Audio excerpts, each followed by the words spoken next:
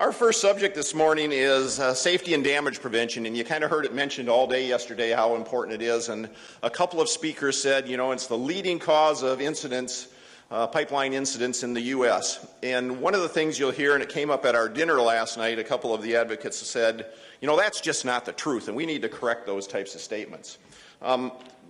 And I used to do that. I used to make half of my job calling up PHMSA spokespeople and industry spokespeople saying, I saw you on the news saying damage was the #1 cause of incidents. And if you look at your own statistics, and here they are, all pipeline incidents in the last 5 years, you'll see that only 14%, that little blue piece of the pie down there, are the number of incidents caused by excavation damage. So when they say that, it's not true. Now, I think of the speakers that said that yesterday kind of did a caveat that where they were talking about is distribution pipelines, which are all the most of the miles of pipelines in the country that run to our homes and our businesses. And you can see that it is true for that. And that's actually where most of the deaths and injuries occur, because that's in the neighborhoods and that's where everybody's digging.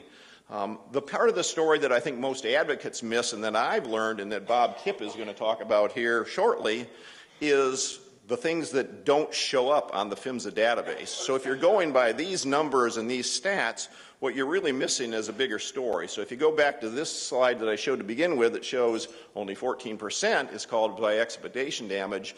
And you look, that only includes 193 incidents from excavation damage. Well, the reality is there's tens of thousands of incidents caused by excavation damage, but because of the definition of an incident, they don't show up in this database. So it's a much larger problem than what the PHMSA database really points a finger at. And that was kind of my lead-in to introduce Bob Kipp, who's the president of the Common Ground Alliance, and he spends his life dealing with this stuff. And I'm going to find his slideshow and let him go, because Jeff Weiss warned me that Bob tends to go on and on and on. So blame Jeff for that comment. We'll start the blame Jeff game again this morning. Let's see. Oh, and I've lost all my slides.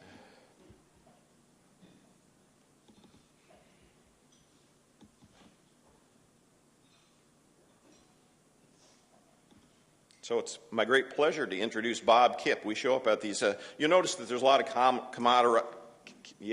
lots of friendly people here in the room.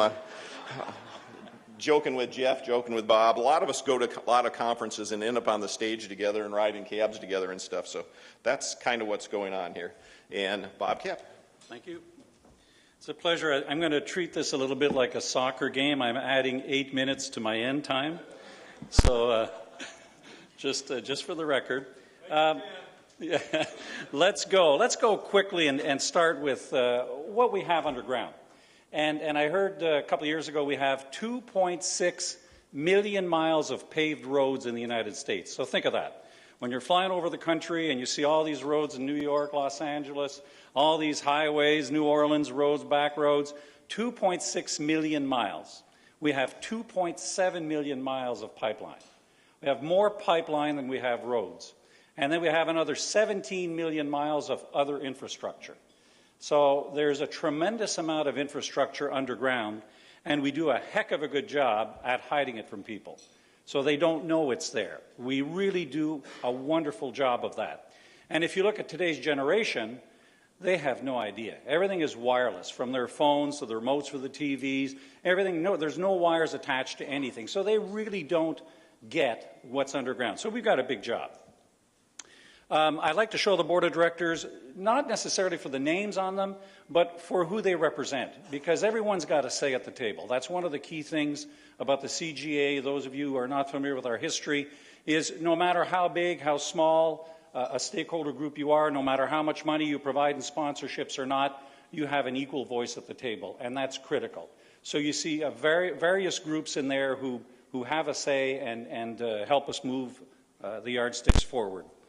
We have 6 committees that meet regularly, from 3 to 5 times a year. We typically arrange for meetings in March and meetings in November where all the committees meet, and then we stagger them the rest of the year. It's important that some of the committees meet more often. They have an awful lot more on the plate, and we make teleconferencing available, so if anybody wants to join the CGA, wants to be part of a committee but can't attend, We have teleconferencing available for virtually every committee meeting. So we encourage you to do that.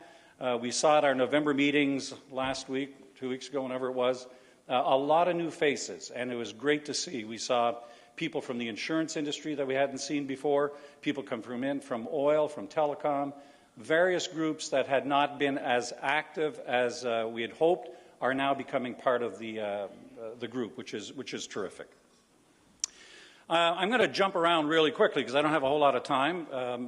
Jeff would say I've got too much time.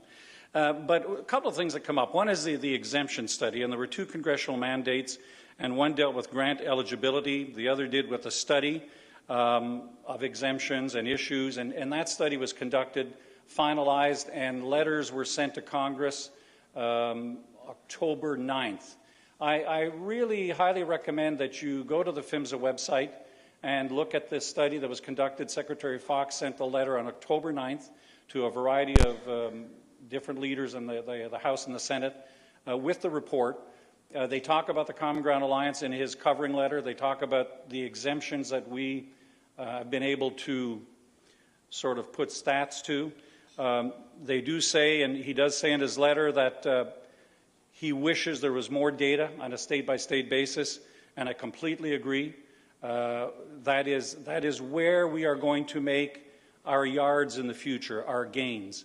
We'll talk about damages in total, but we've gotten the low-hanging fruit, folks. I mean, we're down to 335,000 damages from about 700,000 10 years ago. And now we really have to start targeting various locations, various stakeholder groups. Got to make sure our media advertising, we encourage our members to go to specific places and spots to target groups that will help us get to lower numbers. The low-hanging fruit is gone. On the exemption side of it, in our 2012 report, we had enough data from 18 states with 5 or more exemptions to one-call laws, and we have enough data from 18 states with 4 or fewer exemptions to one-call laws. And the damage rate is 7.33 with those at 5 or more, and 3.52 at 4 or less. Are there outliers out there? Definitely. Are there other reasons for those numbers? Definitely. But if you talk to people who are statisticians, PhD in statistical analysis, they will tell you that there is definitely a relationship between the two. And it could be as simple as when there's so many exemptions, you don't know as a contractor, am I exempt because I'm doing this and not exempt because I'm doing that, and you don't call. So that could be as simple a reason as that. Another one, and I can tell you straight out from experiences we've been having the last couple of months, we have one state with one exemption that does not have a very good report rate. It is not one of the best. But they have 0 enforcement. So that's like telling your 13-year-old that he's got to be in by midnight. He comes in at 4 in the morning, and the next morning you say nothing. And then he says, I'm going out again, Dad. Be in by midnight. And the next night comes at 4 in the morning, you say nothing. He's going to keep coming in at 4 in the morning. And that's the same thing. I mean, when we don't enforce what we have in our legal system, in our laws, we are encouraging people to do whatever they'd like. And it's critical that we really start to look at enforcement in a fair and balanced way. There's a lot of good models out there. There's Virginia, Maryland, Indiana, a number of other states have it different ways. Have a look at their models and look what might apply to your state, and I encourage you to get heading in that direction. So 2013, the report came out in September. That's when I called Carl and I said, Carl, I think I've got some pretty good news. I'd like to get on your agenda. And Carl said, absolutely. So that's what brought us here. Industry data collected 2011-13. Less than 1% of excavations preceded by a one-call notification experience damages. So critical. We had 28 million incoming requests to the one-call centers in the United States in 2013. 28 million. We had 161 million outgoing requests for locates. And if we get the incoming request, we had 335,000 damages.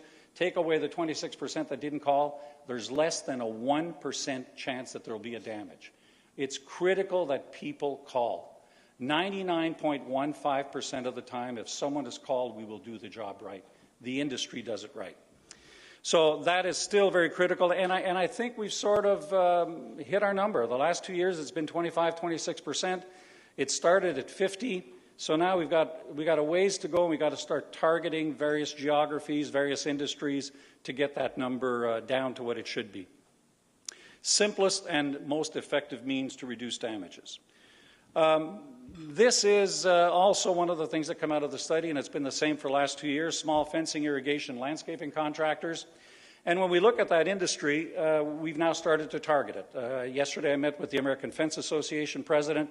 We're on their agenda for February. I met with the Hispanic Contractors Association, who do a lot of this work, both nationally, and now we're doing state by state where they exist, and we're getting cooperation, and it's to get, again, targeted to those who may not be using the system, to let them know. We were at lunch yesterday in Dallas, and the Hispanic Contractors Association person's there, and I've got Texas 811 with us. And Texas 811, by the way, takes in 2.2 million of the 28 million requests. It's a pretty busy one-call center. So I asked Mike Losire, I said, Mike, tell Yolanda here how many people you have in your one-call center. And he said 180. And I said, tell her how many are bilingual. It's 35%. So there is no reason to not call. It's absolutely essential that they call. So that's one of the issues.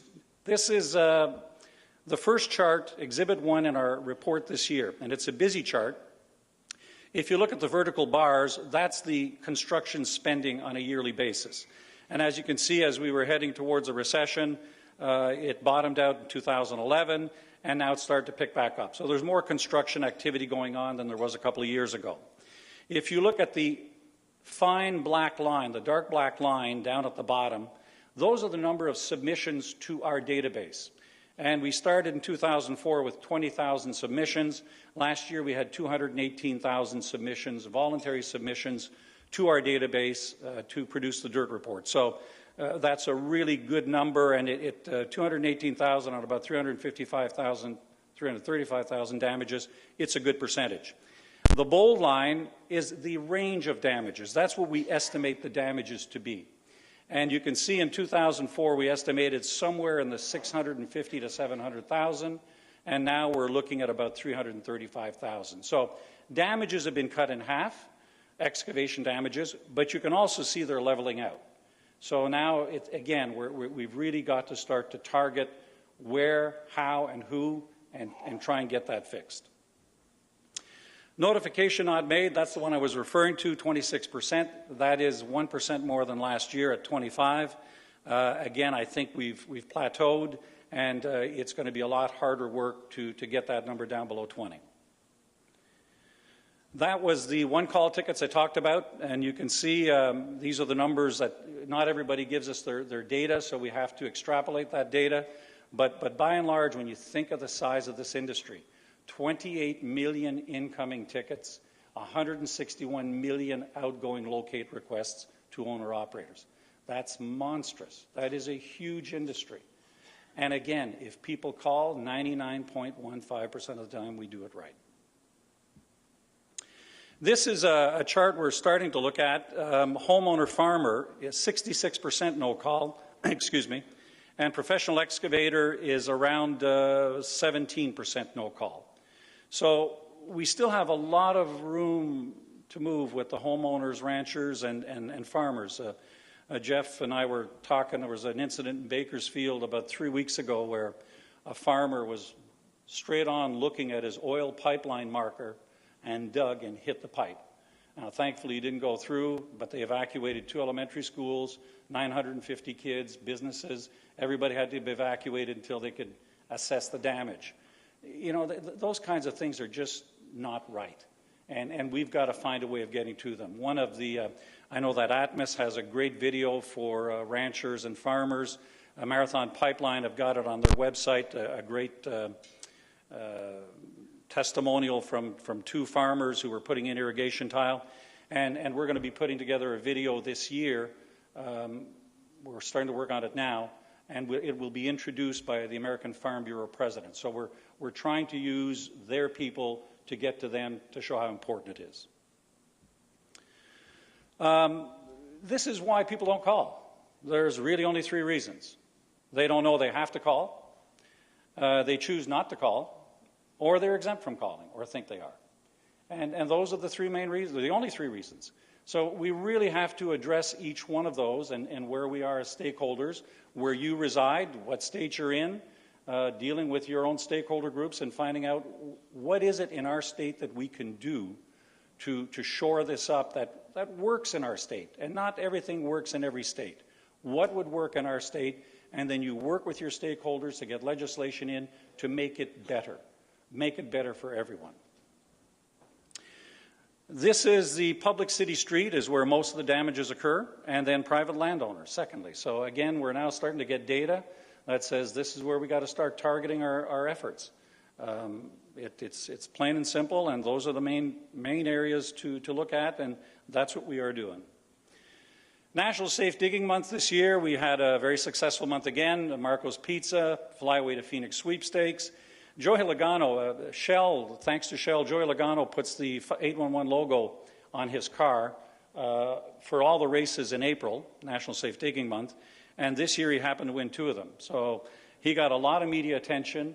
Those of you who follow NASCAR know that he was on Sirius Radio and he would talk about 811 and the need to call before digging, and he's a great spokesman. He's only 23 years old, but mature beyond his years, and did an absolutely terrific job for us. So it was great that Shell did that, and we had our Flyway to Phoenix 2 weeks ago, and he was there, and he met with the winners. And this year was, we've had these sweepstakes a couple of times, and this year was pretty rewarding. I'll tell you the story, and it's a quick aside, and I'm going to run out of time, but that's okay. The winner was a young man from Georgia. And he's handicapped. He is mentally handicapped, and NASCAR is his life. I mean, he loves NASCAR to death. And he was there with his mother, and he won it, and he got to meet Joey Logano, and he got to go in the pit box. I don't think we could have made this kid happier. It may be the happiest moment of his life.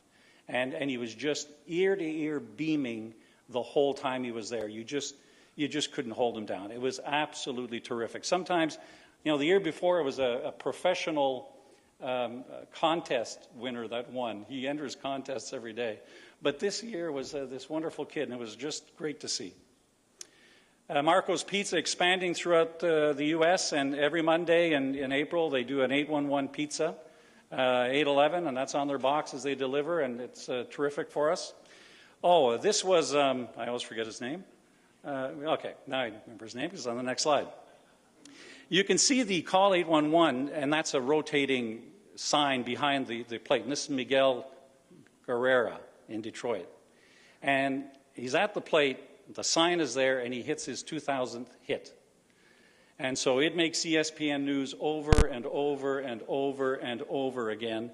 And we figure we got about $205,000 worth of advertising because the sign was at the right place at the right time. That's luck. But you got to try to be lucky, and it was. So it was pretty cool. That was, again, during National Safe Digging Month. Here is a food truck Texas 811 bought. I think they bought it with a grant, if I'm not mistaken. I know that New York 811 bought their truck with a grant. And one of the things we talked about yesterday is this food truck going to a lot of the Hispanic events and getting out there, and all they need to do is get invited. They'll bring the food truck in, whether it's a soccer day or whether it's a contractor day or whatever the case may be, to get out there and let everybody know about the need to call. Oh, there's Jim Bob's truck. Jim Bob barely fits in that truck because Jim Bob, no, he's not here today. And these are the Flyway to Phoenix sponsors. We don't spend any money on this. We ask our sponsors to, and our members to, and they do. They pony up when they see there's a good opportunity to do something. They do, and these are the sponsors of the Flyway to Phoenix. A number of companies that are here, and you know them, and all good companies, and great to be with. This I'll go through quickly because it's the last item. This was just an absolute fun thing, and again, you got to be lucky to be good and good to be lucky, but. We got a call just before the Kentucky Derby from one of the people who works in USA North, Colin. His stepdad is a trainer in California, a horse trainer. And he knew this other trainer who had this horse who was pretty good, called California Chrome. And so he said, you know, you might want to sponsor the jockey because you can't sponsor the horse. It belongs to, pardon my expression, dumbass partners. That is the name of their company. I'm not making that up. That is when you see DAP on the hat, it's dumbass partners. That's the name of the company. But anyways, they get the shirt and they get the, but we could go after Victor. So he said, okay, let's see if he'll do it. And the USA North, USA South, New York 811 and Kentucky 811 chipped in 30 grand and sponsored him for the race. Well, he won the Derby. And the Derby was a big success. And you talk about things you don't know about. Well, we didn't know you couldn't put things on their pants in color. It's supposed to be in black, only black. Well, we put Call 811 in color because we didn't know any better, and nobody told us not to, and it worked. You may not realize this, but if you watch the race over and over and over again, 18 jockeys have got net jets on their legs. How many remember that? Nobody. But they see Call 811 because the color stood out. It was interesting. Net jets, I think, are on 18 different jockeys. So those are the guys that sponsored it, and he wears the hat. And the agreement we had with him, he'd only wear it on race day. Well, he wore it more than that. He did a ball game in San Diego on local NBC. He's wearing the hat. He's wearing the hat everywhere. This is Times Square in New York. And he's got the 811 all over his legging and his pants. And then so they come to us and they say, okay, we'd like you to do Preakness and Belmont Stakes. And we said, okay, how much? And now I'm getting the calls and I'm saying, okay, try this. So we get him down to what is a reasonable amount. I'll tell you what the amount was, $100,000, $50,000 a race. And then I asked him for a personal appearance and to do a PSA. Thought we'd throw that in, and he agreed to both. So that was cool. Next day, I get a call from Dumbass Partners lawyers. They want to cut. And I'm sitting there saying, sorry, dude, I mean, you know, our deal is with the jockey. Well, yeah, but we want a cut of this. I said, well, why don't you talk to the jockey?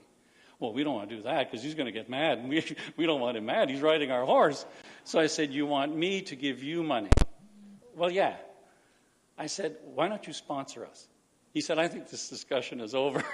No, so I said, look, we'll do whatever we can, but we're not going to give you any money. And eventually they went away, and that was all good and cool. So now we've got a day to get the money, because that's how long they were asking. MGM casinos were in, and everybody else bidding on them. And Chris Ann goes about on a whole bunch of our sponsors and getting letters out, making phone calls. And then I called Roger Sampson in New York, and I said, Roger, Belmont Stakes is in your backyard. I said, it's right there. He says, what do you want? Typical New Yorker. And I said, what do you want? I said, I want $40,000. So, leave it with me. A few hours later, he had $40,000. So that was cool. He went to National Grid, went to a bunch of others, and they ponied up their amount of money. So in total, you end up with about $140,000 for the sponsorship, which we were able to use in future races. And these are the sponsors who came up and made it all good for us. Some of them are not even members. And some of them sponsored 500, some of them it was 5,000. Just different amounts of money, and it all worked out just terrifically. So I want to give them a little credit and show that, even though I'm over my time. And then he appeared on a number of shows, including the Today Show. You can see the Call 811 all over his leg. And he's on, again, Today Show for 2.5 minutes with the hat on. And this is the bottom line. For $150,000, we got $15 million worth of media advertising. Works out to about $300,000 per state for 150 grand in advertising. And that excludes the Breeders' Cup, which he was on for quite some time, and some of the personal appearances there. And this is where he is in the museum in Louisville, the Churchill Downs Museum. That's there. Call 811 will be there for anybody visiting the museum at Churchill Downs. He's finished doing a PSA for us, which we're going to release. The public service announcement, 30 seconds and 15 seconds, Spanish and English. So we can get it out to the Spanish community wherever we can. People can brand it with their name on it and use it. And then we think, as of this moment in time, he will be at our annual meeting. So it should be fun and games. And it was a great ride, great for team building, great for the industry. One more leg is done. Oh, I've got two more quick things. I think this is an owner of a construction company in Texas. You know, you talk about walk the walk, or talk the talk and walk the talk. Here's an owner that says, as an employee, you have the authority and obligation to stop work without fear anytime you believe that any job or task being performed in an unsafe manner. And every one of his employees has that on their bag tag. Very impressive. This one I'd like to show, Portland General Electric. If you look at where the lines cross, damages and total dig-ins and total requests, that's when we introduced 811, May 2007. And the requests started to go up and the damages started to go down. And they really publicized 811 and it's working. This is my favorite slide of all, and it has nothing, well, not nothing. It's corrosion, dig-ins, everything possible on the pipeline side. And this is a PHMSA slide, and it shows a number of incidences with an injury or a death since 1988. And I steal this from PHMSA because it shows that you're doing a good job. It shows that at the end of the day, one is too many. But that is the most important statistic we've got, is everybody going home at night to their families. Nothing is more important. And we're doing a better job each and every year with more and more facilities going into the ground. So hats off to what you do, what the industry does, everybody working hand in hand. And that is it. All right, right on time.